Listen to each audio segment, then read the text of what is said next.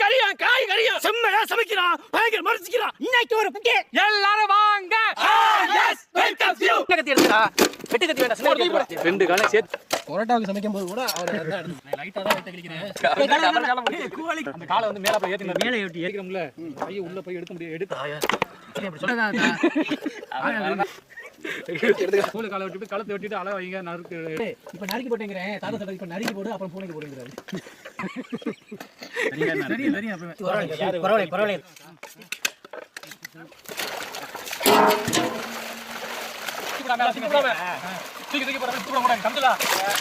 இன்னொரு கூட வந்து ஈஸியா இருக்கும். நல்லா ரெண்டு மூணு அலசல் சிக்க வச்சுக்க. தேவை எடுத்துறானே. தாளமா எடுத்து வந்துடா. தண்ணி கூட இருந்தா தண்ணி. அப்பா தண்ணி வராம போடுங்கப்பா. கட்டியா புடிச்சுக்க. அதெல்லாம் பத்திரமா புடிங்க. உள்ள வெயிட் குறைய வர அது தூக்க போடு. நான் போடு. செக்கில ஆட்னா சுத்தமான நல்லெண்ணெய். அது குடிக்குறாங்க. ஒரே சாச்சு வீடு. ஏய் அந்த சட்டி வந்துடா. ஒரு வீட்டுக்கு கல்லுப்பு. சுத்தி நல்லா நல்லா கீழ தலசி மாறிட்டியே. பொடிச்சு கொடுத்தானே என்ன காட்டிட்டாங்க. ஏடா தெரியாத பாக்கவே தெரியாதடா. என்ன மாப்ள நீ தான் மூட்டை மூட்டம்னு சொல்லிக்கிட்டு இருக்கீங்க. கோழி வையே. நான் 10 கோழி உள்ள மெதுவா போடுங்க. போட்டு விடு. செக்கெட் போட்டு விடு.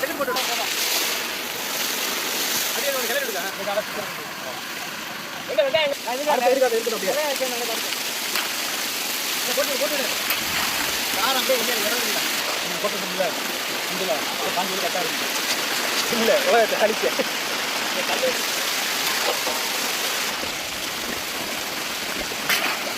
நீ கால தள்ளி வச்சுக்கனே. இல்ல அலம்பர பத்து கால வைக்கணும். அரை கடந்து இருக்குமா என்ன? அரை கடந்துச்சு. இன்னும் கொஞ்ச நேரம் இருந்துனா போதும்.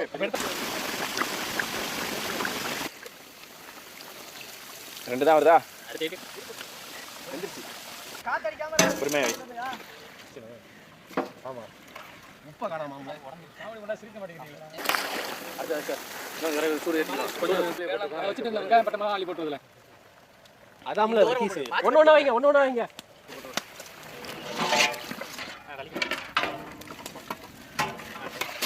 காலை வந்து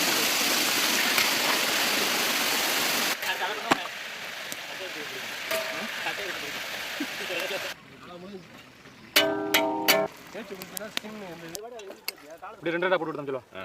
அந்த மரத்தை நான் கரெக்டா அடிக்க மாட்டேன். மாட்டயா அமைதியாரு ஓயட்டாரு பிரியாணி பீஸ் சைஸ் விட்டுறா கரெக்டா இருக்கும்டா.